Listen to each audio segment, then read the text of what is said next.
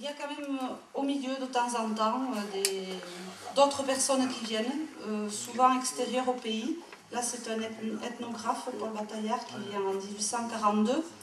Et lui dit, le type bohémien est un des plus beaux qu'on puisse voir, plus beau que le type français.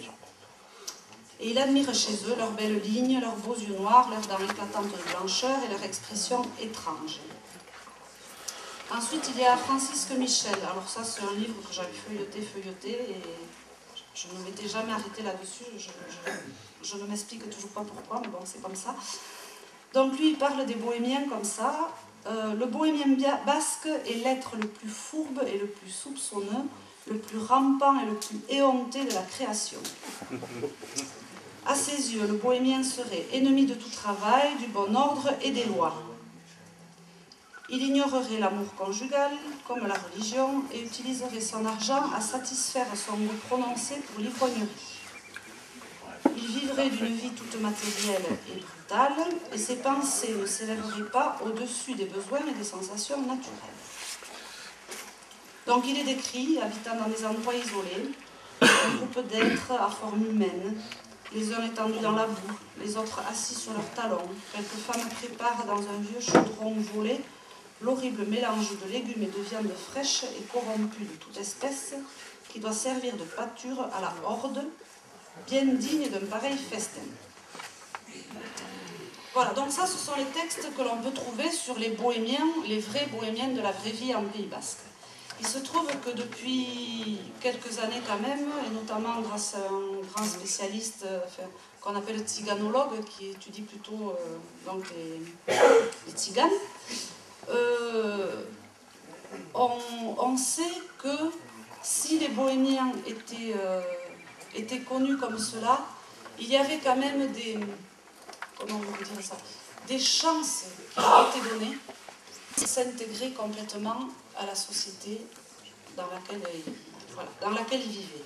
Et on sait du coup que beaucoup de bohémiens se sont installés, notamment au Pays Basque, et que très vite, quelques générations après, on ne savait plus qu'ils étaient bohémiens. Parce qu'ils ont réussi à s'installer d'abord dans des bordes, et puis après ils sont devenus agriculteurs, et puis après ils sont devenus comme les Basques, donc ils ont été intégrés.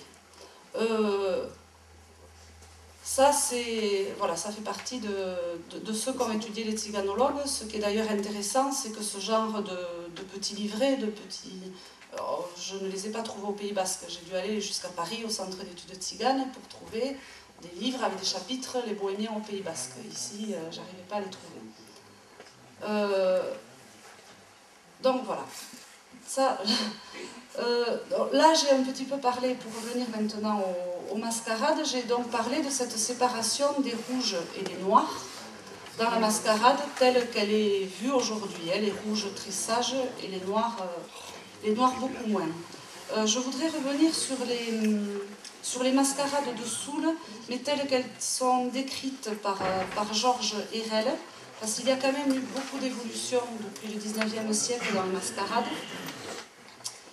Et voilà, donc par exemple, les barricades, elles ne se passaient pas apparemment aussi cordialement qu'aujourd'hui, et il y avait quand même une sorte de lutte entre le village qui recevait et la mascarade qui était reçue. Nos jeunes gens, déjà tout habillés pour la réception de la mascarade, se hâtent vers l'entrée du village, et là, avec de grands bâtons et de longs manches à balai, s'adjoignant des femmes et des enfants accourus en grand nombre, ils forment une barricade, une espèce de digue vivante et mouvante, destinée à arrêter le flot des envahisseurs. Mais cette barricade ne saurait les retenir longtemps. Tchéréo en tête, après quelques bruyants coups de fusil tirés par le bois méchant, la chaîne qui la formait est rompue et tout le cortège s'élance dans le village. Alors c'est vrai que quand moi j'ai lu ça sur les mascarades, et puis que j'ai vu aussi comment on disait aux habitants en 1721 de se réunir au son de la cloche pour aller chasser les bohémiens qui arrivaient, bon, il me semble qu'il y a des choses qui résonnent pas mal. Ensuite, la séparation qu'on fait aujourd'hui entre les rouges et les noirs, ben, elle n'était donc pas aussi nette qu'aujourd'hui.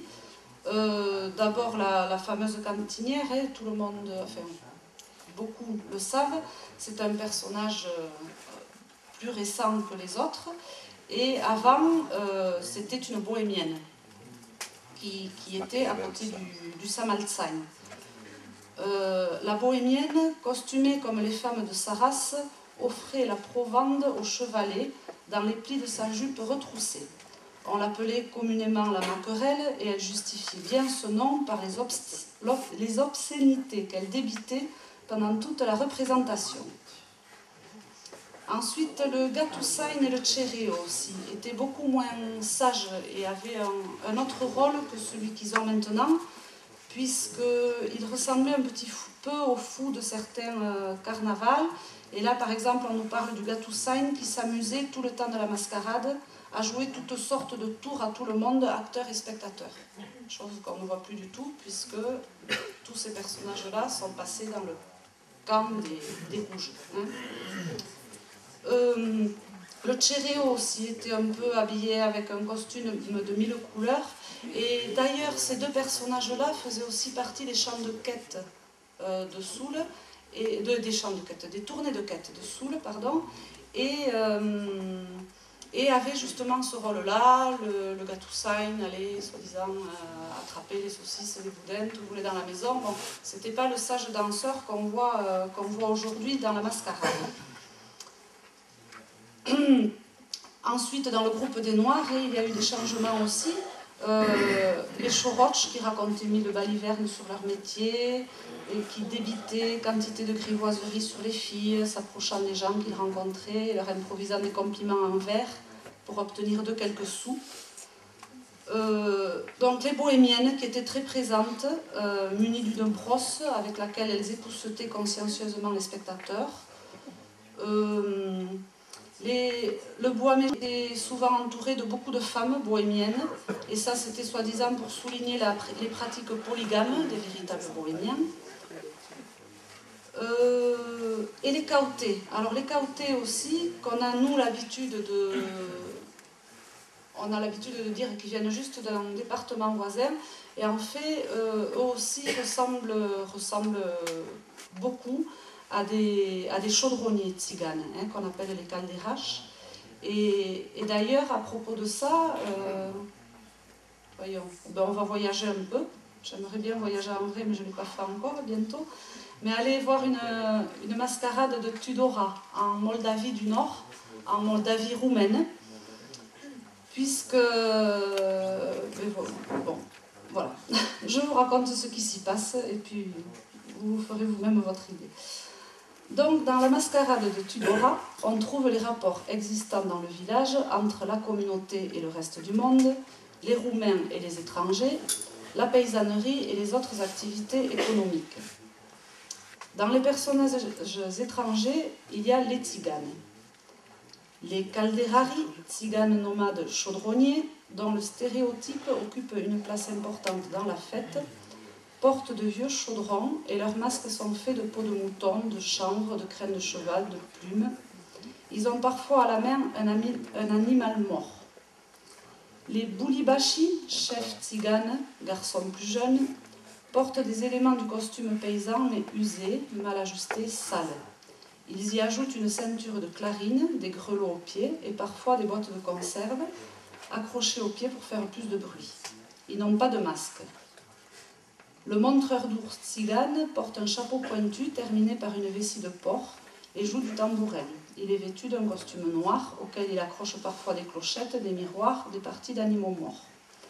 Les qualificatifs attribués aux tziganes, loqueteux, poltron, étranger, magique, païen, sauvage, marginaux, laid, burlesque, désordre. Voilà pour la mascarade en Moldavie du Nord. J'ai oublié de vous parler aussi qu'il y a des scènes de la mascarade de Soule qui ont été enlevées, et notamment une femme cautée qui a couché, voilà, pendant la mascarade. Et ça a été enlevé aussi. Et c'est une scène qu'on retrouve dans beaucoup de mascarades d'Europe.